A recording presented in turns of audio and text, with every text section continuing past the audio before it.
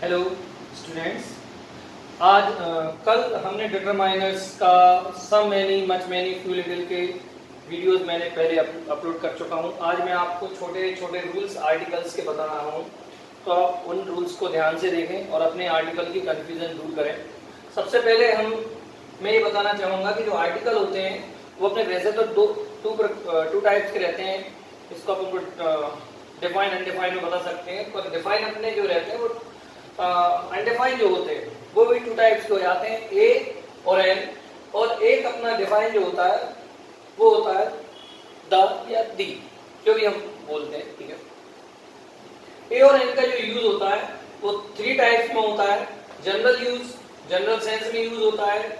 कोई चीज हमको कंफर्म नहीं मालूम रहती है, डिफाइन नहीं होती है, निश्चित नहीं होती है, तो उसमें भी एन का यूज होता है। अनफेमिलियर होते हैं तो उसमें भी एन का यूज होता है। कहाँ लगते हैं वो मैं आपको बताऊंगा। और अब सेकंड है यहाँ पर द का यूज स्पेशल थिंग्स में रहता है, नॉन चीजों में रहता है, जो जिन चीजों के बारे में हम जानते हैं या कोई ना कोई जानता है, बुक्स में लिखी होती हैं, उन सब चीजों के आगे दी का यूज किया जाता है। अब जैसे हम यहाँ पर ए और एन के यूज की बात करें तो हम देखते हैं कि जो ए और एन का यूज होता है, यहाँ पे अगर हम देखें तो जो ए और एन का यूज होगा तो आपका ए का जो यूज होता है, अगर हम हिंदी प्रोनाउंसिएशन में देखते हैं तो ए का जो यूज होता है वो का से ज्ञा तक का उच्चारण अगर हो,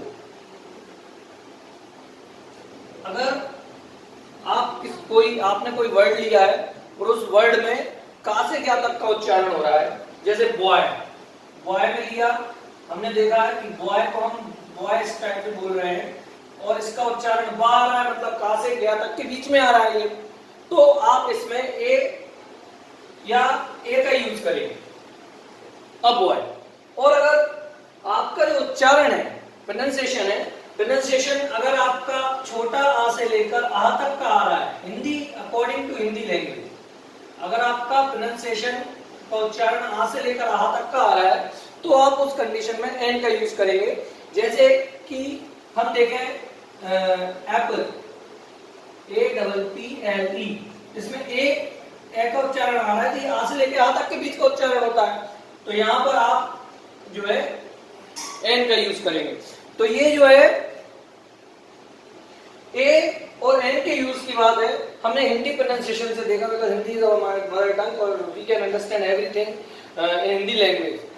So I am telling you everything in Hindi, otherwise I can also demonstrate all the rules in English also, but okay, that Hindi, our mother tongue, is very good for explaining anything. So here is, तो एक में हम का से क्या तक का अगर उच्चारण किसी वर्ड में आ रहा है तो हम ए का यूज कर रहे हैं। अगर आ से आ तक का उच्चारण किसी वर्ड में आ रहा है तो हम एन का यूज कर रहे हैं, एप्पल जैसे। या यहाँ पे मैंने एग्जांपल लिखा है, यूनिवर्सिटी में या का उच्चारण आ रहा है, ये यूनिवर्सिटी में आपका या का उच्चारण है तो ये ए लग रहा है। MLA में एम लिखा हुआ है ये, तो एम का ए आपका स्टार्टिंग में आ रहा है, ए का प्रोनाउंसिएशन हो रहा है तो आपका एन का यूज हो रहा है। अब यदि हम इसी प्रकार से द आर्टिकल में जाए, नॉन में जाते हैं, द में जाते हैं, तो हम देखते हैं कि द जो यूज होता है वो डिफाइंड चीजों के लिए होता है। अगर हमें कोई बात किसी वस्तु के बारे में अगर हमें पहले से मालूम है तो हम उसमें जो है THE द या दी का यूज करते हैं, बट बशर्ते वो पहले से मालूम होना चाहिए। तो जैसे रिवर है, रिवर के नाम कहीं ना कहीं सबको मालूम रहते हैं, किसी भी शहर से जाते तो भाई वहां के लोग सभी लोग रिवर्स को जानते हैं, रिवर्स में द लगाए थे, न्यूज़पेपर में लगाए थे, एपिक जो होते रामायण महाभारत स्क्रिप्चर्स जो होते हैं उनमें द का यूज लगाए थे। इसके बाद आपके इंडिया में जो है पंजाब के पहले दा का यूज होता है, USSR में यूज होता है दा का।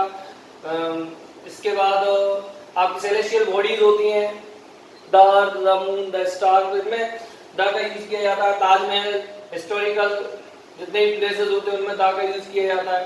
तो जो भी स्पेशल चीजें होती हैं, नॉन होती हैं, जैसे क्योंकि हम दा में बहुत कंफ्यूज रहते हैं, भाई बच्चे लोग समझ नहीं पाते हैं, स्टूडेंट भी नहीं समझ पाते हैं कि हम कहाँ दा लगाएं। जहां पे हम कहीं कभी दा लगाते हैं तो वहां पे कभी ये लग जाता है, भाई ये इसलिए लग रहा है उस जगह पर कि भाई वो चीज जो पहले थी, पहले डिफाइन नहीं थी, और बाद में जो है हमने उस वर्ड को, जैसे एप्पल है, यहाँ पर एप्पल में एन लगा दिया क्योंकि यहाँ पे डिफाइन नहीं है। अब मान लीजिए एक बार हमने एप्पल को डिफाइन कर दिया है और फिर नीचे प्रथम वापस एप्पल की बात करें तो फिर वहां पर जो है दा का यूज होने लगेगा, फिर एन का यूज नहीं होगा। इस बात को आप विशेष ध्यान रखें कि अगर डिफाइन है, बिल्कुल नॉन है, तो आप द का यूज करिए, अदरवाइज आप ए और एन का यूज करिए। ए और एन के लिए ये कंडीशन है, दा के लिए ऐसी कोई कंडीशन नहीं है, आप किसी भी चीज के साथ लगा सकते हैं। इसके अलावा एक्सेप्शंस भी होते हैं, जीरो आर्टिकल्स भी रहते हैं, जैसे हॉस्पिटल, स्कूल के पहले अगर हम दा लगा देते हैं तो वो अलग अर्थ शो करने लगता है थोड़ा सा, तो वो सब कंडीशंस अलग रहती है। पर ये जनरल सेंस में हम जो आर्टिकल का यूज करते हैं वो इस प्रकार से करते हैं। तो मुझे उम्मीद है कि आर्टिकल आपको समझ में आ गए होंगे।